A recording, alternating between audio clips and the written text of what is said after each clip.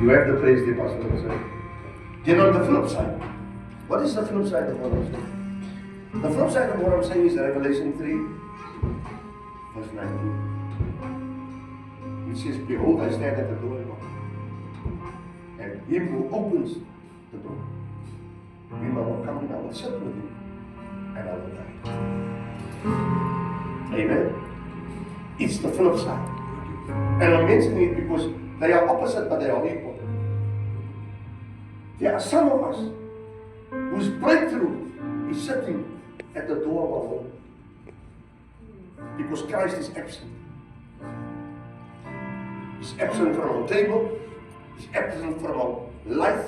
He's absent from our prayer. He's absent from every situation in our life. We are not involved in anything. We do it alone. When I say the kindness of God, the Lord is knocking on the door of your home. This is the flip side. Because you see, it's not practical and the same for everybody. Some of us are in a Zacchaeus situation, but in our own house. And the solution is at the door. And all we have to do is to live.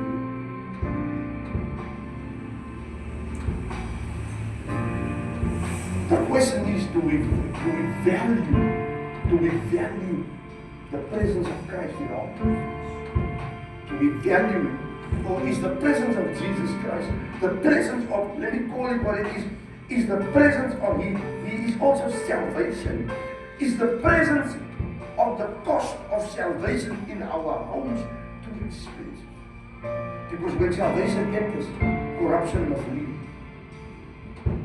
When salvation enters, selfishness must leave.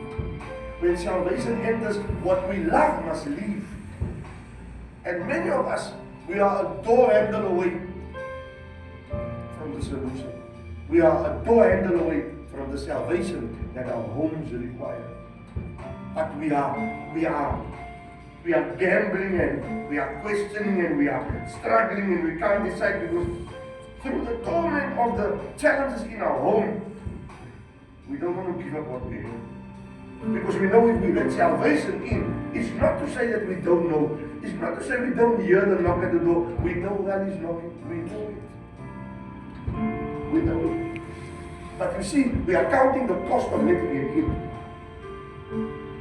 Because He says, when I come in, I'm not just coming in. I'm going to sit at your table. I'm not just going to come in. I'm going to sit at your table.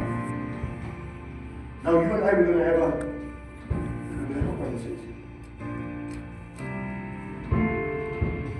Some of us are comfortable when Jesus Christ is outside the door of our house. We are okay. We'll meet Him. We'll meet Him in church.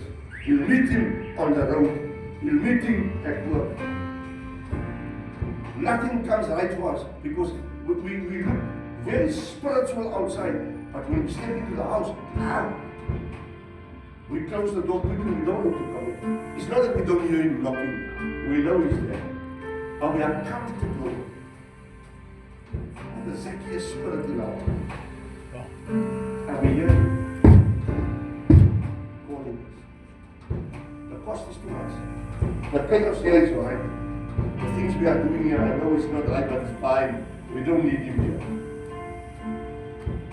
You don't have to like my preaching in school. I'm telling you the truth.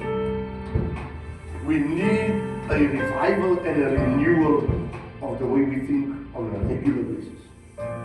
That's why I said to you last week when the fast ended, I said, the week before the fast ended, I said, all of us must fast regularly. Some of us only fast, Daniel fast. Okay, fasting. You must set a day aside. What's happening with the sound? What's happening? You must set a day aside to fast. Every day.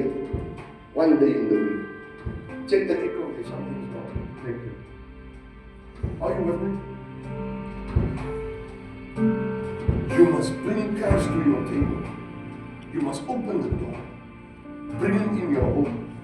Bring Him to your table.